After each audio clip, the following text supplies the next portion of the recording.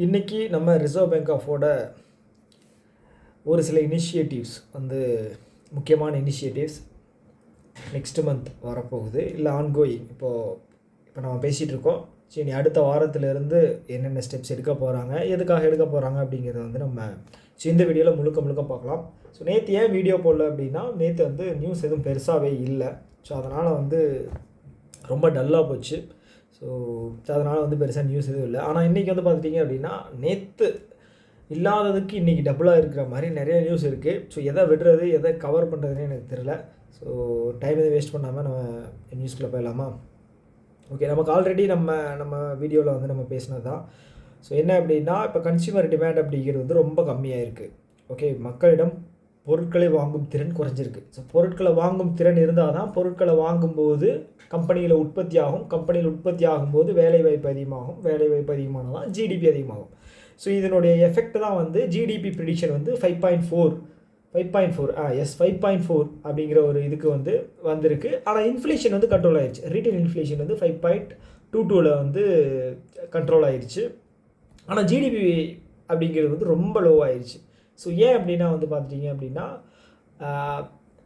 Government சைடில் இருக்கிற capital expenditure அப்படிங்கிறது அவங்களால ப்ராப்பராக ஸ்பெண்ட் பண்ண முடியல. ஸோ ஒரு இடத்துல செலவு அப்படிங்கிறது பண்ணினா தான் அந்த மணி ஃப்ளோனால் வளர்ச்சி அப்படிங்கிறது இருக்கும். கவர்மெண்ட் பிளான் பண்ணது இந்த ஃபினான்ஷியல் இயர் 25ல் கவர்மெண்ட் பிளான் பண்ணது 11,11,000 இப்போ கோடி. ஓகேங்களா? ஸோ ஆனால் அது கிட்டத்தட்ட ஒரு 5.5 லட்சம் கோடி தான் இன்னமும் செலவு பண்ணியிருக்காங்க. ஸோ ஏன் அப்படிங்கிறது பார்த்தீங்க அப்படின்னா, ஃபஸ்ட்டு குவார்ட்டரில் எலெக்ஷன் வந்துச்சு. ஸோ எலெக்ஷன் இருக்கும்போது எந்த ஒரு நியூ ஸ்கீம்ஸ் அப்படிங்கிறது கவர்மெண்ட் விடாது, ரூலிங் பார்ட்டி. ஏன் அப்படின்னா, ஸோ அந்த டைமில் நியூ ஸ்கீம்ஸை ரிலீஸ் பண்ணுறது மூலமாக பணப்பட்டுவாடா பண்ணுவாங்க. இல்லை அப்படின்னா அப்போ தான் பார்த்துட்டிங்கன்னா மக்களுக்கு நல்லது செய்கிற மாதிரி காட்டி ஓட்டை வாங்குறதுக்கான ஒரு முயற்சி நடக்கும். அதனால் எந்த ஒரு இதுவும் பண்ண முடியாது. ஸோ அந்த இடத்துல அந்த குவார்ட்டர் 1ல் லிக்விடிட்டி அப்படிங்கிறது சுத்தமாகவே இல்லை. சரிங்களா? குவார்ட்டர் 2 லைட்டாக ரிகவர் ஆகி வரும்போது குவார்ட்டர் 3ல் அட்டின்னு அடிச்சிருச்சு. ஃப்ளட்டு ப்ளஸ் எக்ஸசிவான ரெயின். ஸோ அது அக்ரிகல்ச்சரில் ஒரு எக்ஸசிவான ரெயின் வந்தாலும் அக்ரிகல்ச்சரில் அடி தான், ரெயினே இல்லைனாலும் அக்ரிகல்ச்சரில் அடி தான். ஸோ அதே மாதிரி ஃப்ளட்டு, இந்த எக்ஸசிவான ரெயின் பார்த்துட்டிங்க அப்படின்னா அந்த டெய்லி ப்ரொடக்டிவிட்டி மேனுஃபேக்சரிங் செக்டாரில் அஃபெக்ட் பண்ணும். ஸோ அவ்வளோ வீரியமாக இருக்காது, ரெகுலராக ரன் ஆகிற மாதிரி. அது ஒரு காரணம். ஸோ இதனால் கன்சியூமர் டிமாண்ட் அப்படிங்கிறது ரொம்ப குறைஞ்சிருச்சு. ஓகேங்களா?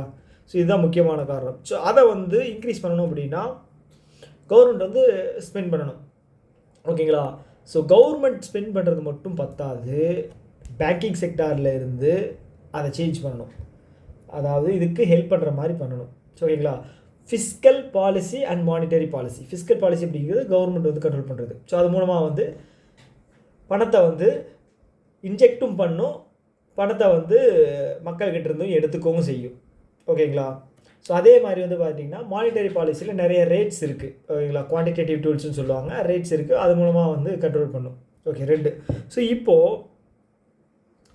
என்ன சொல்லியிருக்காங்க அப்படின்னா, மார்க்கெட்டில் பார்த்துட்டிங்க அப்படின்னா கிட்டத்தட்ட பார்த்தீங்கன்னா 3 லட்சம் கோடிக்கு டிமாண்ட் அப்படிங்கிறது இருக்குது. ஸோ இது எப்படி கொடுக்கலாம் அப்படிங்கிற ஒரு ஐடியா இந்த இதில் சொல்லியிருக்காங்க. ஒன்று பார்த்துட்டிங்க அப்படின்னா ஓஎம்ஓ ஆப்ரேஷன்.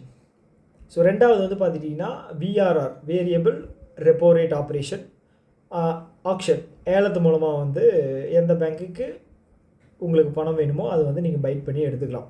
ஸோ மூணாவது பார்த்துட்டிங்க அப்படின்னா $1 to rupee ஸ்வாப் அப்படிங்கிறது. ஸோ $1 to rupee ஸ்வாப் அப்படிங்கிறது இருக்கிறதுக்கு பெருசாக வாய்ப்புகள் கம்மி தான். ஸோ ஆனால் பார்த்தீங்கன்னா ஓஎம்ஓவும் விஆர்ஆரும் கண்டிப்பாக அனௌன்ஸ் பண்ணிட்டாங்க, நாங்கள் பண்ணுவோம் அப்படின்னு சொல்லி. ஓகேங்களா?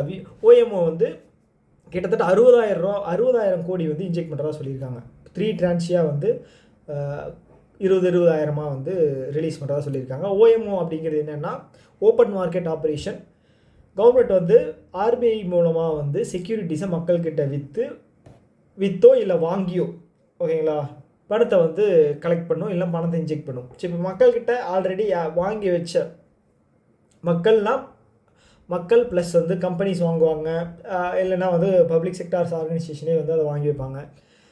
ஸோ அதை திரும்ப வாங்கிட்டு பணத்தை மார்க்கெட்டில் ரிலீஸ் பண்ணும். ஸோ அந்த ப்ராசஸ் பண்ண போகிறதா சொல்லியிருக்காங்க 60,000 கோடிக்கு. செகண்ட் வந்து வேரியபிள் ரெப்போ ரேட். ஸோ அது வந்து பார்த்துட்டிங்க அப்படின்னா நான் சொல்கிற மாதிரி தான், ரெப்போ ரேட்டை விட கொஞ்சம் ஸ்லைட்டாக இன்க்ரீஸாக இருக்கும் பர்சன்டேஜ். ஸோ அது மூலமாக வந்து லிக்விடிட்டியை வந்து கிட்டத்தட்ட ஒரு 76,000 கோடிக்கு வந்து ரிலீஸ் பண்ணுறதா சொல்லியிருக்காங்க. 50,000 கோடி வந்து ரிலீஸ் பண்ணுறதா சொல்லியிருக்காங்க. ஓகே. ஸோ இதுக்கு முன்னாடி வந்து டிசம்பர்லேயே ஒரு வேலை ஒன்று பண்ணாங்க. ஸோ அது என்ன அப்படின்னா சிஆர்ஆரில் வந்து ஒரு 50 பேசிஸ் பாயிண்ட் 0.5% அப்படிங்கிறது கட் பண்ணாங்க.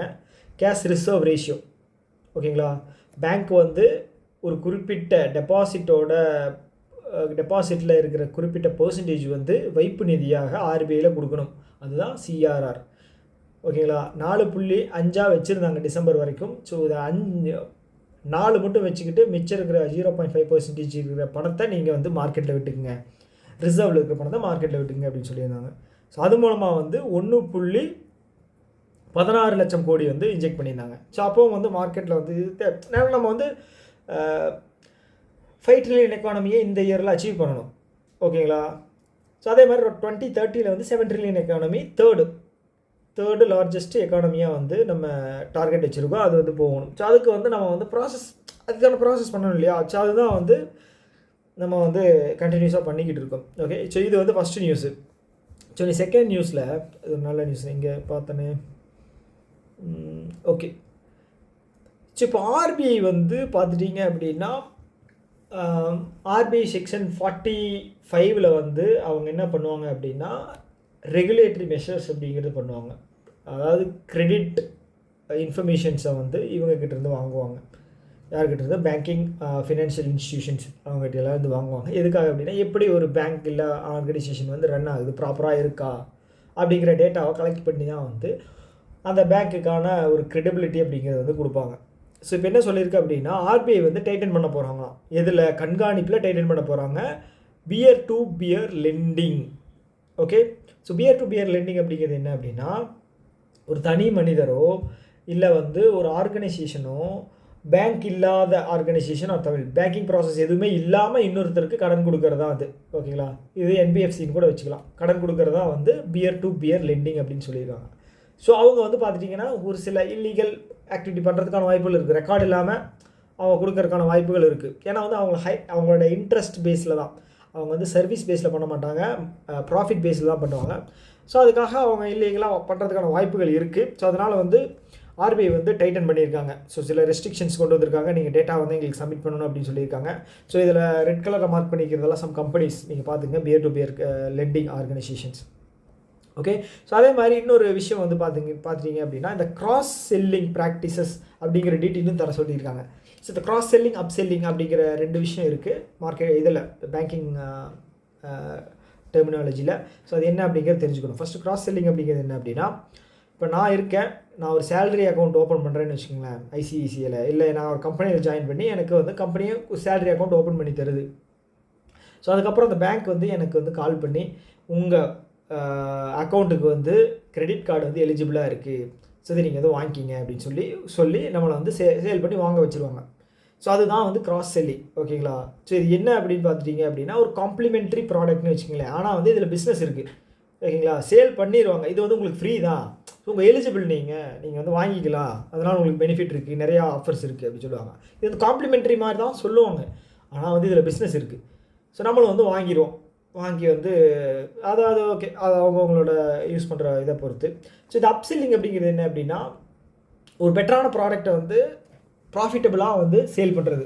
ஸோ இப்போ சப்போஸ் வந்து நான் எஃப்டி போட போகிறேன் அப்படின்னு வச்சுங்களேன், என்கிட்ட ஒரு 10 லட்சம் இருக்குது, நான் பேங்க்கில் வந்து எஃப்டி போட போகிறேன், ஒரு வருஷம் நான் போடணுங்க, எவ்வளோ பர்சன்டேஜ் அப்படின்னு கேட்பேன். ஸோ அவங்க சொல்லிவிட்டு அவங்க வந்து இல்லைங்க இதை விட இன்னொரு பெட்டர் ப்ராடக்ட் இருக்குது, நீங்கள் 444 நாளுக்கு ஒரு ப்ராடக்ட் வந்து கம்பெனி ரிலீஸ் பண்ணியிருக்கு பேங்க்கு, அதை நீங்கள் போட்டிங்க அப்படின்னா உங்களுக்கு பெனிஃபிட்டாக இருக்கும் அப்படின்னு சொல்லி அதை வந்து அப்செல்லிங் அப்படிங்கிறது பண்ணுவாங்க. அதை வந்து என்ன சொல்கிறது, நான் ஒன்றுக்கு போய் கேட்குறேன், ஆனால் வந்து அவங்க பெட்டர்னு சொல்லி நமக்கும் பெட்டர் தான் அது, ஓகேங்களா, அவங்க சொல்கிறதுல. ஆனால் கம்பெனிக்கு வந்து பேங்க்குக்கு வந்து அது பார்த்துட்டிங்கன்னா எக்ஸ்ட்ரா அடிஷ்னலாக ஒரு போனஸாக இருக்கும், ஓகேங்களா.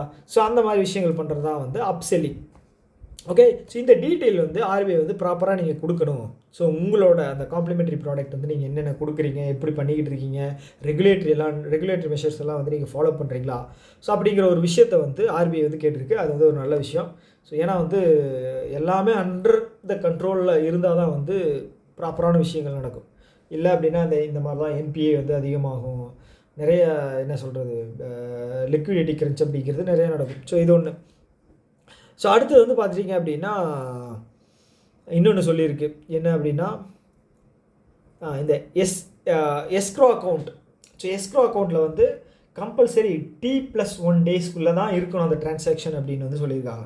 ஸோ ஃபஸ்ட்டு எஸ்க்ரோ அக்கௌண்ட் அப்படிங்கிறது என்ன அப்படின்னா தேர்ட் பார்ட்டி அக்கௌண்ட், ஓகேங்களா. ஸோ இது என்ன அப்படின்னா, ஸோ இப்போ 2 பார்ட்டி இருக்காங்க. ஸோ அவங்க வந்து டிரான்சாக்ஷன் பண்ணிக்கணும் அப்படின்னா ஒரு செப்பரேட்டான ஒரு இன்னொரு அக்கௌண்ட்லேருந்து அவங்க வந்து பணத்தை வந்து ட்ரான்ஸ்ஃபர் பண்ணிக்குவாங்க. அதுதான் தேர்ட் பார்ட்டி, ஓகேங்களா. தேர்ட் பார்ட்டி அக்கௌண்ட்டு இல்லைன்னா எஸ்க்ரோ அக்கௌண்ட்டு.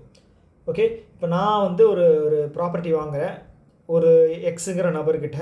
ஸோ அவர்கிட்ட நான் பணத்தை வந்து ட்ரான்சாக்ஷன் பண்ணணும் அப்படிங்கும்போது நான் அந்த எஸ்க்ரோ அக்கௌண்ட் ஓப்பன் பண்ணி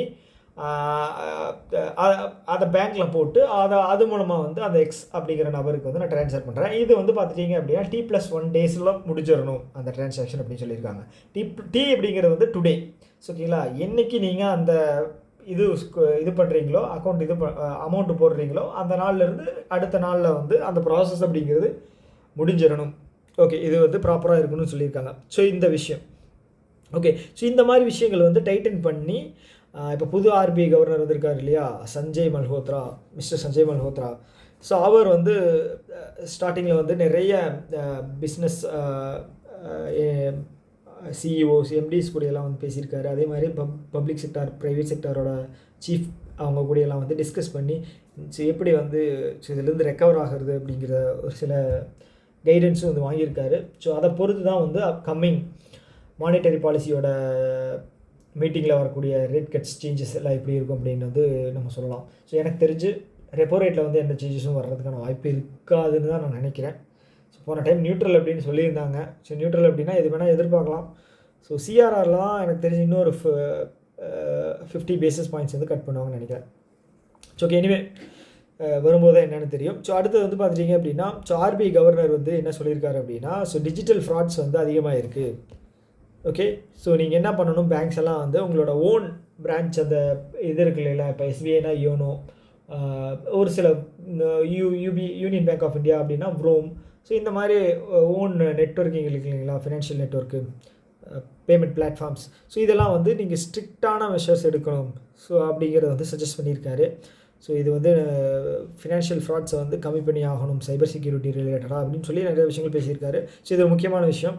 ஸோ இதுலேருந்து என்ன தெரிய வருது அப்படின்னா டிரான்சாக்ஷன்ஸ் வந்து டிஜிட்டலாக வந்து நிறைய நடக்குது. அதனால தான் வந்து ஸோ இந்த சின்ன சின்ன நுவான்சஸ் எல்லாம் பயன்படுத்தி இந்த பணத்தை கொள்ளையடிக்கிறவங்க வந்து இந்த மாதிரி வேலையெல்லாம் பண்ணுவாங்க. ஸோ அது நடந்துட்டு தான் இருக்கும். ஸோ அதுக்கான முயற்சி எடுக்கணும் அப்படின்னு சொல்லியிருக்காரு. ஸோ நெக்ஸ்ட் நியூஸ் என்னென்னு பார்த்துட்டிங்க அப்படின்னா ஸோ யூபிஐ வந்து 2024 வந்து 83% அதிகமாக இருக்குது. இது வந்து ஒரு ஹியூஜான ஒரு விஷயம். ஸோ அதில் என்ன சொல்லியிருக்காங்க அப்படின்னா ஸோ 2019 வந்து எப்படி இருந்துச்சு அப்படின்னா பர்சன் டு பர்சன் அப்படிங்கிறது தான் இருந்துச்சு அதிகமாக. அதாவது நானும் என் ஃப்ரெண்டும் ட்ரான்சாக்ஷன் பண்ணிக்கிறது தான் அதிகமாக இருக்குது அப்படின்னு வச்சுக்கோங்களேன். ஸோ 2024 நம்ம பார்க்கும்போது பர்சன் டு மெர்ச்சன்ட் அப்படின்னா இப்போ ஒரு பேக்கரிக்கு போய் நம்ம யூபிஐ ஸ்கேன் பண்ணி போகிறோம் இல்லையா, இல்லை வேறு ஏதாவது கடைக்கு போய் நம்ம யூபிஐ ஸ்கேன் பண்ணி போகிறோம்னா இது வந்து அதிகமாக இருக்குது அப்படின்னு சொல்லியிருக்காங்க. ஸோ இது ஒரு நல்ல விஷயம். ஸோ இதை வந்து நம்ம ரீட்டைல் பிஸ்னஸில் வந்து எல்லா இடத்துலையுமே வந்து கொண்டு வந்துட்டோம். ஸோ மேக்ஸிமம் வந்து நீங்கள் பார்த்துட்டீங்க அப்படின்னா எல்லா கடைகள்லையுமே இருக்கும், கிராமங்கள்லேயும் சரி, மளிகை கடையிலேருந்து எல்லா கடையிலையுமே வந்து வந்துருச்சு. ஸோ இது ஒரு நல்ல விஷயம். ஸோ அதுதான் இதுக்கு முன்னாடி நியூஸை பார்த்துட்டிங்க அப்படின்னா தெரிஞ்சிருக்கும், ஃபினான்ஷியல் டிஜிட்டல் ஃப்ராட்ஸ் வந்து அதிகமாக இருக்குது, இங்கே வந்து டிஜிட்டல் டிரான்சாக்ஷன்ஸ் வந்து அதிகமாக இருக்குது. ஸோ அதுதான் வந்து சொல்லியிருக்காங்க. ஸோ ஒரு விஷயம் எப்போ அதிகமாகுதோ அதில் வந்து நெகட்டிவும் கொஞ்சம் அதிகமாக தான் செய்யும். ஓகே, ஸோ இதில் வந்து ஆன்லைன் பேமெண்ட் ட்ரான்சாக்ஷன்ஸ் சொல்லியிருக்காங்க, நெஃப்ட், ஆர்டிஜிஎஸ், ஐஎம்பிஎஸ் இதெல்லாம் எவ்வளோ பர்சன்டேஜ் ஆகிருக்கு அப்படின்னு சொல்லியிருக்காங்க.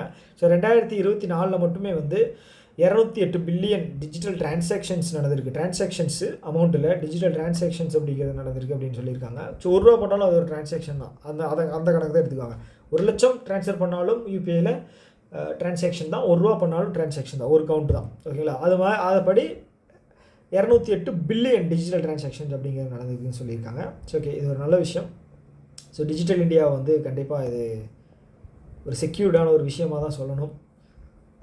ஓகே, ஸோ கடைசி நியூஸ் என்ன அப்படின்னு பார்த்துட்டிங்க அப்படின்னா வேரியபிள் ரெப்போ ரேட் அப்படிங்கிறது வந்து ஆக்ஷன் வந்து விட போகிறாங்க. ஸோ ப்ளஸ் வந்து ஓஎம்ஓ அப்படிங்கிறது நான் சொல்லியிருந்தேன் இல்லையா முன்னாடி, 60,000 ரூபா 60,000 கோடி அப்படிங்கிறது 3 ட்ரான்ச்சியாக வந்து ரிலீஸ் பண்ண போகிறாங்க. ஃபஸ்ட்டு வந்து ஜனவரி 30 அடுத்த ஒரு 13 நாளுக்கு அப்புறம் February 30, அதுக்கப்புறம் February 16, 20 கோடி 20,000 கோடியாக வந்து 3 இதாக வந்து பிரித்து விட போகிறாங்க. ஓகே, ஸோ அது வந்து பார்த்துட்டிங்க அப்படின்னா இங்கே தான் சொல்லியிருக்காங்க. ஸோ அதோட இன்ட்ரெஸ்ட் ரேட்ஸ் வந்து இங்கே கொடுத்துருக்காங்க பார்த்துக்கிங்களேன். ஸோ நீங்கள் வந்து அந்த ஜிஎஸ் அப்படிங்கிறது கவர்மெண்ட் செக்யூரிட்டி, ஓகேங்களா. ஸோ 2029 வரைக்கும் வாங்குறீங்க அப்படின்னா உங்களுக்கு 7.59% வந்து மெச்சூரிட்டி இது தருவாங்க, இன்ட்ரெஸ்ட் தருவாங்க. ஸோ அது மாதிரி வந்து நிறைய கொடுத்துருக்காங்க. இது வேணால் நீங்கள் பார்த்துக்குங்க. ஓகே. ஸோ இதுதான் நான் ஆல்ரெடி சொன்ன மாதிரி தான். இங்கே பார்த்துட்டிங்க அப்படின்னா மார்க்கெட்டில் எவ்வளோ லிக்விடிட்டி தேவைப்படுது அப்படிங்கிறது வந்து லிக்விடிட்டி டெஃபிசிட் தேவைப்படுறது, பற்றாக்குறை தான் டெஃபிசிட்னு சொல்லுவோம். ஸோ அது வந்து கிட்டத்தட்ட 3 லட்சம் கோடி அப்படிங்கிறத வந்து சொல்லியிருக்காங்க. ஸோ இது நம்ம கொடுக்கும்போது கண்டிப்பாக வந்து வளர்ச்சி அப்படிங்கிறது இருக்கும். கூடவே வந்து இன்ஃப்ளேஷன் அப்படிங்கிறதும் வந்து ஒரு பை ப்ராடக்ட் தான். கண்டிப்பாக இன்ஃப்ளேஷன் அப்படிங்கிறது வந்து அதிகமாகும். 5.22க்கு கொண்டு வந்திருக்காங்க. ஸோ ஆர்பிஐயோட த்ரெஷ்ஹோல்டு அப்படிங்கிறது வந்து 6 தான், 2 to 6%. இதுதான் வந்து ஒரு நல்ல இன்ஃப்ளேஷன்ஸ். அதுக்கு மேலே போச்சு அப்படின்னா தான் பிரச்சனை. ஸோ அது எப்படி வந்து மெயின்டைன் பண்ணுவாங்க அப்படிங்கிறத வந்து நம்ம ஆர்பிஐயோட மெசேஜில் வந்து இதுக்கப்புறம் தான் தெரியும். நெக்ஸ்ட்டு இந்த ஃபினான்ஷியல் இயரோட எண்டில் ஏப்ரல் ஸ்டார்டிங்கில் வந்து ரிலீஸ் பண்ண, ஏப்ரல் ஸ்டார்டிங் அதில் செகண்ட் வீக் வந்து ரிலீஸ் பண்ணுவாங்கன்னு நினைக்கிறேன். ஸோ அதில் வந்து எப்படி இருக்குது அப்படிங்கிறது, அவுட்புட் எப்படி வந்திருக்கு அப்படிங்கிறது அதில் பார்த்தா தான் தெரியும். ஸோ இந்த வீடியோ இதோட நான் முடிச்சுக்கிறேன். நிறைய நியூஸ் டிஸ்கஸ் பண்ணியிருக்கேன் அப்படின்னு நினைக்கிறேன். ஸோ இதில் பற்றின ஏதாவது டவுட்ஸ் ஏதாவது இருக்குது அப்படின்னா உங்களுக்கு கீழே வந்து கமெண்ட் பண்ணுங்கள். ஸோ கண்டிப்பாக வந்து டிஸ்கஸ் பண்ணுறேன். ஸோ ஏதாவது உங்களோட கருத்துக்கள் ஏதாவது சொல்லணும் அப்படின்னாலும் கீழே கமெண்ட் பாக்ஸில் கமெண்ட் பண்ணுங்கள். ஸோ இன்னொரு வீடியோவில் மீட் பண்ணலாம். Tata, bye by.